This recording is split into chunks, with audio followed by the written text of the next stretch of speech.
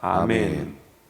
에스겔서는 총 6개의 부분으로 나누어서 볼 수가 있습니다. 그래서 에스겔서 내용을 잠깐 소개하면요, 1장부터 3장까지는 에스겔의 그 소명, 듣든지 아니 듣든지 그들 가운데 선지자가 있었음을 알게 될 것이다, 그 에스겔을 부르신 소명의 장면이 나오고, 8장부터 11장까지는 여전히 그 예루살렘 성전의 제약들, 부패와 제약들을 소개하고 있습니다. 그리고 12장부터 24장까지는 유다와 예루살렘의 심판에 대한 말씀과 또 예언에 대한 말씀, 또 25장부터 32장에는 그 열방에 대한 심판에 대한 말씀, 그리고 33장부터 39장까지는 심판과 회복에 대한 예언의 말씀, 그리고 40장부터 48장에는 이제 영원한 성전에 대한 꿈, 회복에 대한 하나님의 꿈에 대한 말씀을 소개하고 있습니다. 하나님께서는 회복시켜 주시기 위해 심판하십니다. 이 땅에 죄로 말미암아 타락한 모든 사람들, 특히 자기 백성이라는 하나님의 백성들도 그 죄 가운데서 건짐을 받다 보니까 항상 그 회복을 위한 그 정리, 그래서 마태복음 말씀에 주님이 그렇게 비유하셨죠. 비고 소재되고 수리될 그런 공간을 우리는 항상 가지고 있습니다. 비워져야 되고 소재되어야 되고 수리되어야 될 영역이 우리 가운데 늘 존재하고 있죠. 그래서 하나님은 항상 심판하시고 회복시켜 주십니다.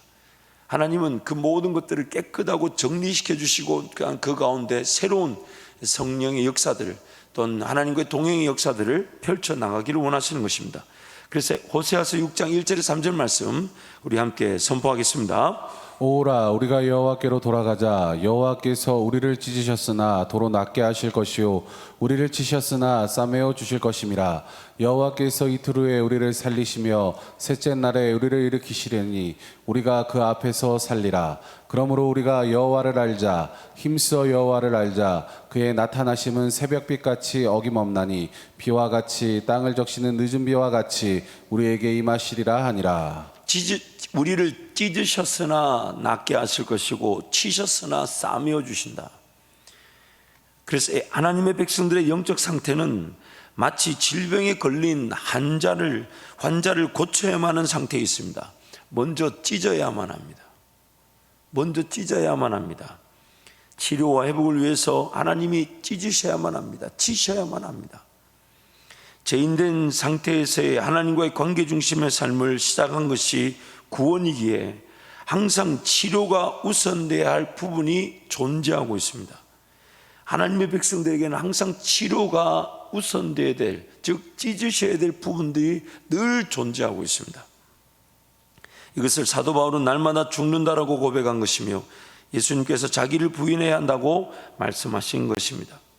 물론 제가 함께 빠졌는데요, D 부분을 보면 항상 하나님께 달려나올 때에 치료가 필요함을 인식하고 죄인됨을 회개하며 하나님께서 치료해 주실 부분들이 드러나고 발견되도록 기도해야 합니다.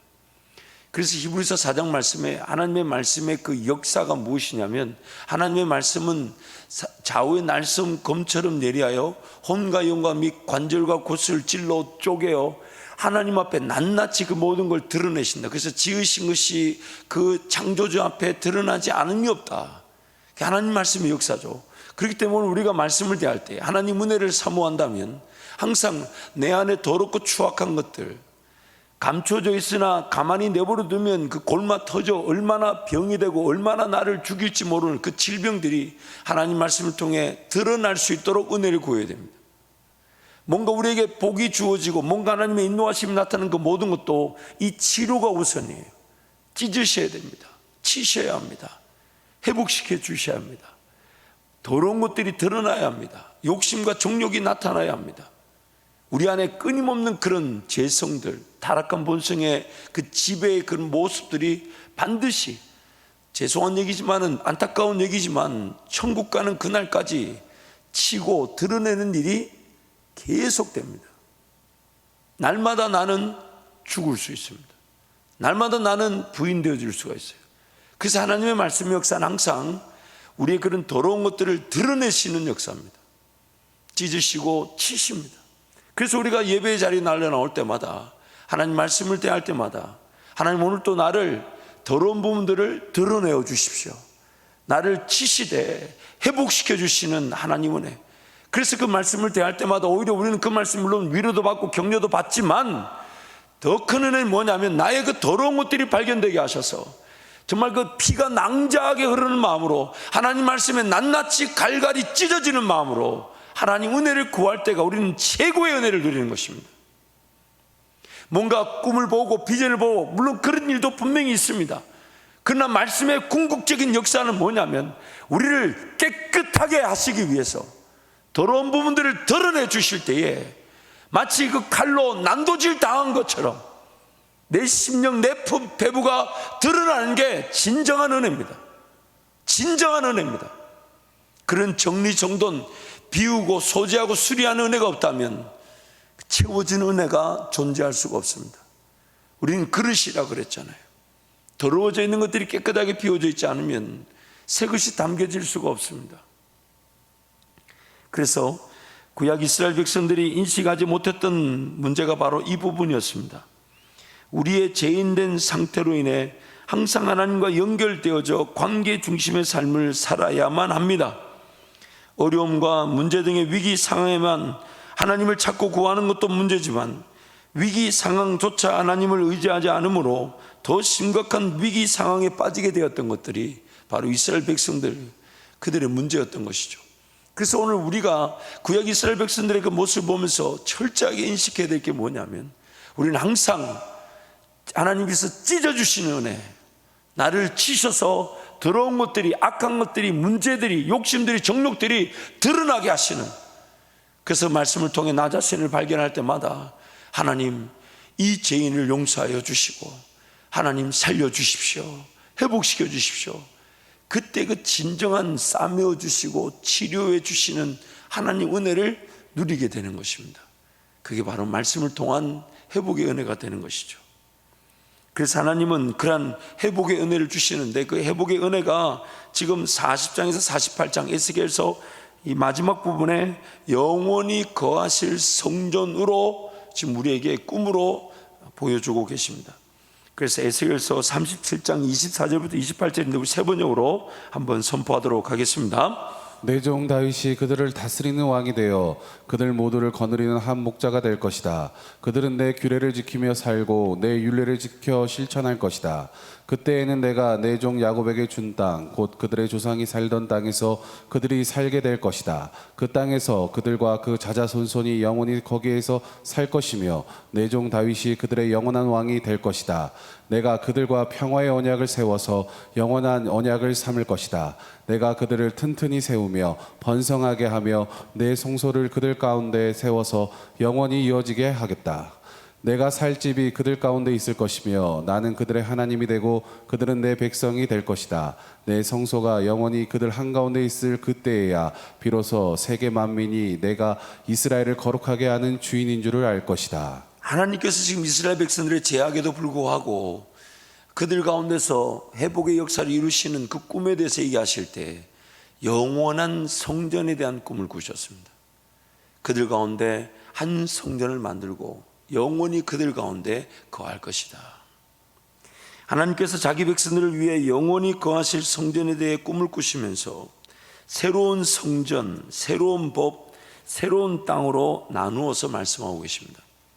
40장에서 48장까지 새로운 성전, 그리고 새로운 성전에서 하나님을 섬기게 될, 예배해야 될 새로운 법, 그리고 그 새로운 성전에서 새로운 법으로 하나님 예배한 자들이 차지하게 될 새로운 땅, 그것이 40장에서 48장으로 나누어져 있습니다.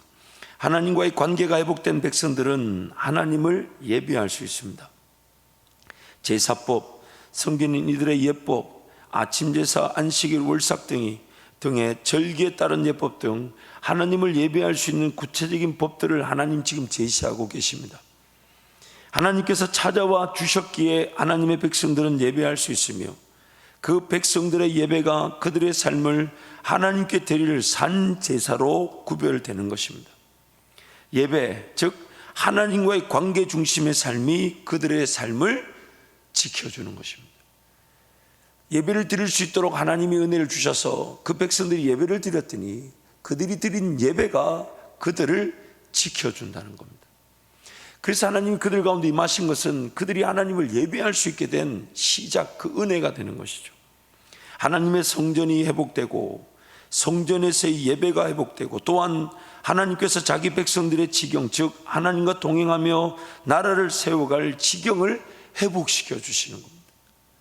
하나님께서 그들 가운데 임하시는 그 성전이 회복되고, 그래서 성전이 회복되었기 때문에 그 성전에서 그들이 하나님을 예배하게 되고, 그들이 하나님과 함께 예배하다 보니 하나님과 함께 그 땅을 차지하게 되더라는 것입니다. 그게 40장에서 48장에 이어서 제시되고 있습니다. 그래서 이스라엘 12지파별 기업 및 거룩한 땅의 그 분배도 이 에스겔서에 나오는 이 분배도인데, 이걸 참고로 보시면 이제 중앙에 보시면 이제 그 성전이 위치하는, 그래서 동그라미로 지금 이렇게 표시된 부분 위로 7지파, 그리고 아래로 5지파. 요셉은 2지파를 가지게 되죠. 요셉의 두 자녀 므낫세와 에브라임이 1지파씩 가지게 되고, 레위지파는 그 성전을 중심으로 성전을 섬기기 위해 땅을 가지게 됩니다. 그래서 그 동그란 부분을 다음 그림을 보여주시면, 중간에 이제 그 성전을 중심에 두고 위로는 7지파, 아래는 5지파인데, 그 성전을 중심을 두고 사독자손, 즉 제사장들, 그리고 레위인들이 땅을 차지하고 성전을 섬기기 위해 지경을 가지게 되는 거예요. 그리고 그 경작지와 성읍과 경작지가 있고, 또한 그 왕이라고 부르는 왕이 그 성전 주변을 경계하듯 그 땅을 차지하는 그런 에스겔서에서 환상을 통해 땅이 분배된 모습을 보여주고 있습니다. 그래서 이것은 새로운 성전과 새로운 법과 새로운 땅은 하나님의 임재와 하나님의 예배와 그리고 나라의 회복에 대해서 말씀하시는 거예요. 그래서 세 번째로 하나님의 임재, 예배, 그리고 그 나라 회복에 대해서 하나님 말씀하시는 것인데, 하나님의 백성들이 예배를 드린다고 해서 하나님의 임재가 무조건 임하는 것은 아닙니다.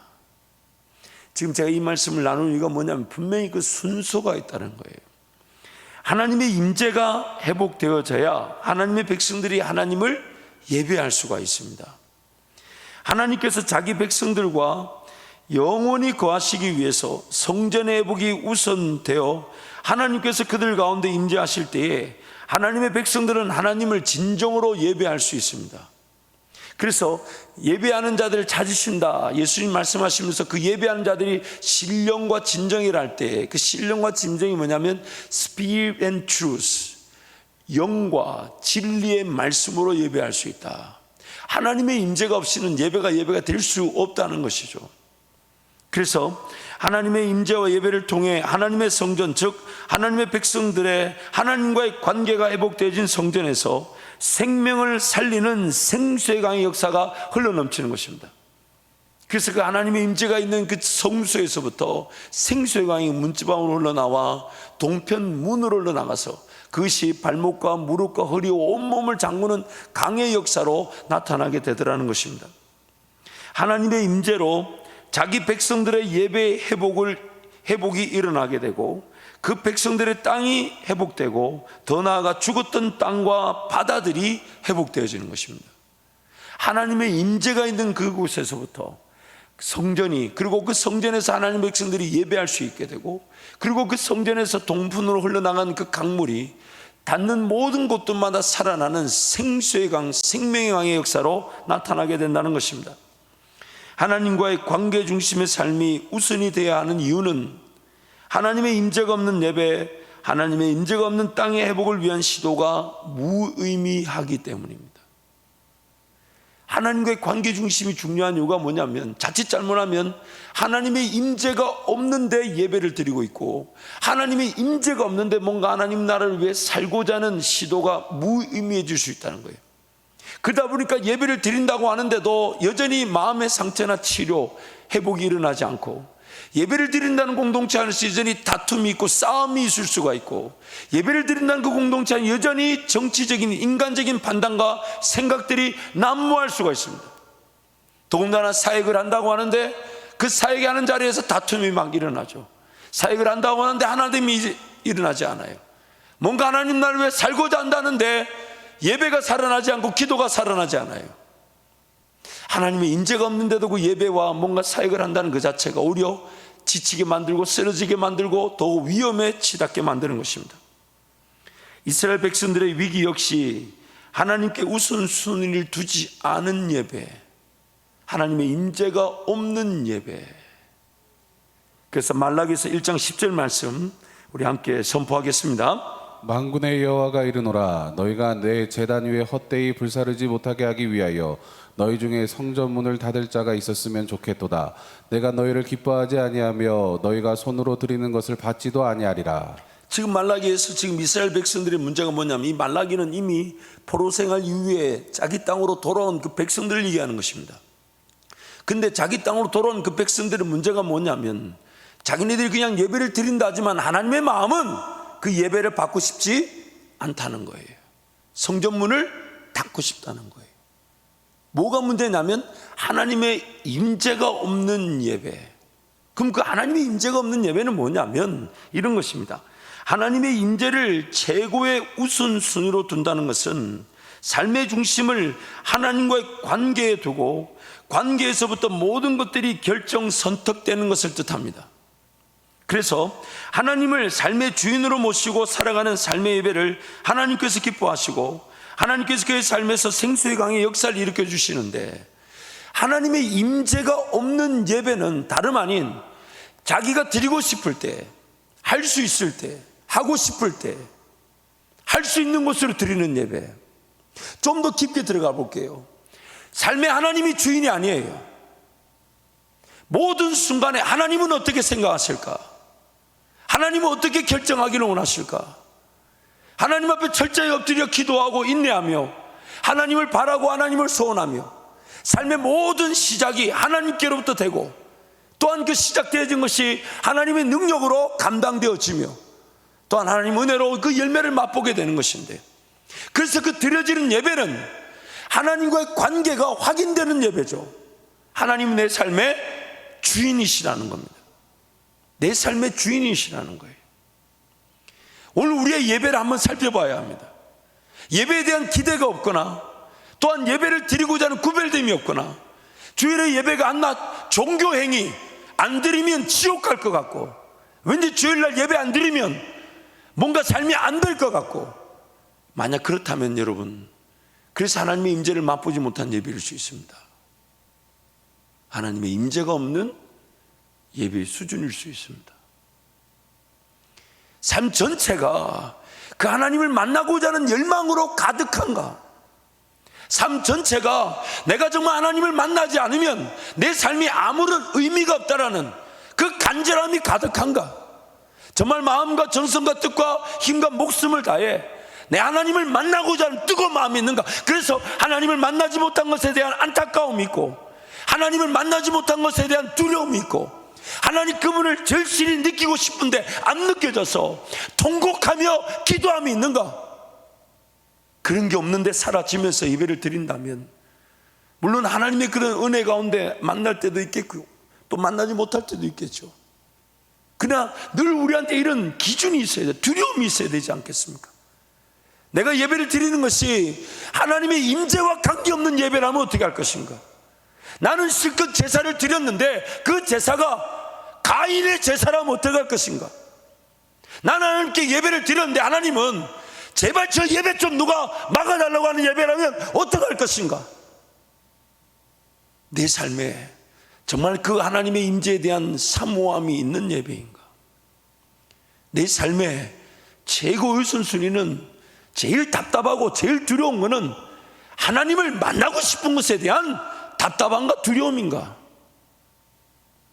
그렇지 않으면 하나님은 예배를 드리는 그 현장에 누군가 그 문을, 성전문을 닫아달라고 선지자에게 외쳐 부르고 계실지도 모릅니다. 이스라엘 백성들의 삶의 우선순위가 어디에 있어야 될까요? 그래서 그들은 땅을 잃어버리고 포로 생활 중에, 그래서 돌아오자마자 그들에게 제일 필요한 게 뭐냐는지 알았어요. 그래서 다른 것도 허물어진 성벽들, 또 집이 없는 거, 이런 거 아무 관계치 않고 제일 먼저 지었던 게 스룹바벨과 함께 성전을 지었던 겁니다. 성전을. 하나님의 임재. 이제 그 하나님은 이제 어떤 건물적 외적인 환경 안에서 머무시고 우리와 교제하시는 게 아니라 우리 내면 안에 들어와 계십니다. 내면 안에 들어와 계셔서 나와 영원히 교제하기를 원하시는데, 여전히 돌밭과 같고 길가와 같고 가시떨기 같은 그런 덮여져 있어서 하나님 말씀이 뿌리를 내리지 못하고 자라지 못하는 그런 안타까운 상황처럼 성령 하나님 그분의 음성에 귀를 기울일 줄 모르고 성령 하나님께 온전히 의지할 줄 모르는 상태에서 그저 삶을 살아가고 있을 수 있습니다. 예배도 드립니다. 물질도 구별하여 드리고 헌신할 거 다 헌신하는데 정작 하나님의 임재가 없는 껍데기뿐인 예배라면 여러분, 우리 어떻게 해야 될까요? 그 두려움으로 기도의 자리를 달려나가는 겁니다. 그 사모함으로 하나님 은혜를 구하는데 하나님 뭐라고 얘기하시냐면, 나를 찾고 찾는 자가 나를 만난다. 왜 찾고 찾는다는 말을 2번 썼을까요? 그만큼 우리란 존재는 마음과 정성과 뜻과 힘과 목숨을 다한다 하지만 그렇지 않더라는 겁니다. 하나님의 분명한 뜻이 없이도 얼마나 잘 결정하고 살았습니까? 하나님 그분의 분명한 인도하심 없이도 얼마나 선택하며 살았습니까?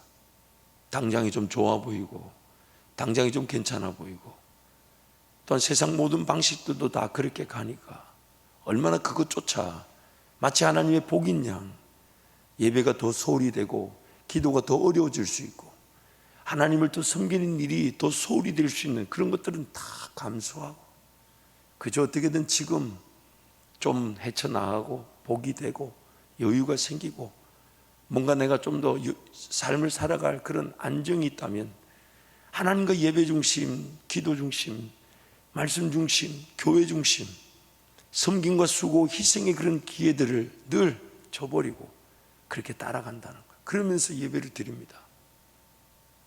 임재가 없는 예배. 임재로 시작하지 않으면 예배가 차라리 안 드려지면 좋겠건만, 하나님의 임재가 없다면 차라리 내가 예배를 드릴 수 없으면 좋겠건만, 하나님의 임재가 없는데도 내가 예배를 드릴 수 있다는 것이 우리에게 두려움인 겁니다. 그러나 하나님의 임재가 확인된다면 반드시 하나님의 임재가 있는 곳에 나는 예배를 드릴 수밖에 없을 것입니다. 하나님 그분을 느끼고 하나님 그분의 임재에 사로잡히면 나는 예배를 드릴 수밖에 없을 것이고, 예배를 드릴 수밖에 없는 자들에게는 아침의 제사든 월삭이든 안식일이든 초막절이든 각종 절기든 얼마나 많은 예배를 드려야 될지, 얼마나 많은 걸 구별해 드릴지 이런 게 별로 신경이 쓰이지가 않아요. 왜요? 하나님의 임재 안에서 감히 양 몇 마리 더 드린다 안 드린다, 하나님의 임재 안에서 감히 예배를 몇 번 더 드린다 안 드린다, 이런 개념이 없을 것입니다. 날마다 그분의 임재 안에 사로잡혀 예배를 드리고 드려도 더 드리고 싶고 드리고 드려도 더 드리고 싶은 게 오늘 우리의 예배가 될 것입니다. 저희 어머니가 그러시더라고요. 성령 하나님을 인격적으로 체험하고 나서 이렇게 이런 모양만 봐도 십자가 모양처럼 보이고, 그리고 목사님 설교가 그때만 해도 1시간씩 설교하셨을 때, 옛날에 다 그렇게 하셨잖아요. 근데 그 1시간 설교가 너무 짧아가지고, 그때 무슨 뭐 카세트 테이프 있습니까? CD가 있습니까? 그래가지고 그 설교를 더 듣고 싶어서 그래서 새벽에도 먼저 달려나가고 잠이 안 오더래요. 기도하지 않으면 잠이 안 오고 예배하러 달려가지 않으면 잠이 안 오더래요. 그래서 그때 그 만났던 그 감격으로 지금도 그 감격이 식어진 것 같아서 안타까워하시면서 늘 그 주의 전에 가서 예배당 가서 잠을 자지 않으면, 기도하다 잠을 자지 않으면 잠이 안 온답니다. 물론 그 은혜로 제가 하나님 은혜를 또 입었겠지만, 여러분 그 감격 누군가의 것이 아니라 하나님은 모든 이들에게 주고 싶어 하시는 거예요. 그 내면 안에 지금 누군가에만 거하시는 게 아니라 내 내면 안에도 성령 하나님이 거하고 계시기 때문에 그 성령 하나님이 내 내면 안에서 생수의 강의 역사가 시작되기를 원하십니다. 그래서 뭐라고 합니까? 내 잔이 넘치나이다. 내 잔이 넘치나이다. 그래서 오늘 본문 8절에서 10절 말씀 우리 함께 선포하겠습니다. 그가 내게 이르시되 이 물이 동쪽으로 향하여 흘러 아라바로 내려가서 바다에 이르르니 이 흘러내리는 물로 그 바다의 물이 되살아나리라. 이 강물이 이르는 곳마다 번성하는 모든 생물이 살고 또 고기가 심히 많으리니 이 물이 흘러 들어가므로 바닷물이 되살아나겠고 이 강이 흐르는 각처의 모든 것이 살 것이며 또 이 강가에 어부가 설 것이니 엔게디에서부터 에네글라임까지 그물 치는 곳이 될 것이라. 또 요한복음 7장 37절부터 39절 우리 예수님 말씀인데 함께 선포합니다. 명절 끝날 곧 큰 날에 예수께서 서서 외쳐 이르시되 누구든지 목마르거든 내게로 와서 마시라. 나를 믿는 자는 성경의 이름과 같이 그 배에서 생수의 강이 흘러나오리라 하시니 이는 그를 믿는 자들이 받을 성령을 가리켜 말씀하신 것이라. 예수께서 아직 영광을 받지 아니하셨으므로 성령이 아직 그들에게 계시지 아니하시더라. 생수의 강이 흘러넘칠 것이다. 물론 내가 하나님께 예배하기로 달려봐서 은혜를 구할 때에 하나님 그분의 은혜의 원리에 따라 하나님의 주권에 따라 그 임재와 또한 그 베푸시는 은혜가 결정이 됩니다. 그러나 오늘 우리에게 주신 은혜가 뭔지 여러분 자세히 살펴보십시오. 그 은혜가 뭐냐면 하나님의 임재를 사모할 줄 알게 되었다는 겁니다. 하나님 그분이 나를 만지시고 나를 통해 그 생수의 강의 역사가 흘러넘치도록 그 강이 내 배에서 터져 나온다는 것은 입구도 없는 내 배에서 나를 먼저 충분히 적신다는 겁니다. 내 삶부터 그 임재 안에 사로잡히게 하시고 내 삶부터 그 하나님의 은혜에 완전히 젖어들게 하셔서 그래서 내가 하나님 은혜에 감격스러워 예배할 때 내 배에서부터 그 생수의 강이 마치 성전 동편으로 그 강이 흘러넘쳐 좌우의 모든 나무를 살리며 닿는 모든 것들마다 죽었던 것들이 살아나는 그 생수의 강의 역사가 성전 삼은 나에게서 또 함께 모인 우리 교회 공동체에서 그 강물이 흘러넘친다는 것입니다. 그래서 오늘 우리가 정말 매일매일 삶을 살면서 제일 답답하고 제일 두려워야 될 제일 소중한 일이 무엇이냐면 하나님이 내 가운데서 나와 동행하기를 원하실 것인데 나는 과연 그 음성에 얼마나 민감한가? 나는 얼마나 그 임재에 사로잡혀 있는가? 과연 내 심령 안에 나를 성전 삼으시고 성령 하나님이 거하고 계신다 하시는데 그 성령 하나님의 음성이 오늘도 나에게는 어떻게 들려지게 될 것인가? 그럼 그 간절함과 그 사모함이 결국 규칙적이고 정기적인 기도의 시간 외에도 늘 주님께로 달려나오도록 만들어주게 되는 것이죠. 그때 그 사모함과 간절함이 하나님 은혜로 해결되어지게 되는 것입니다.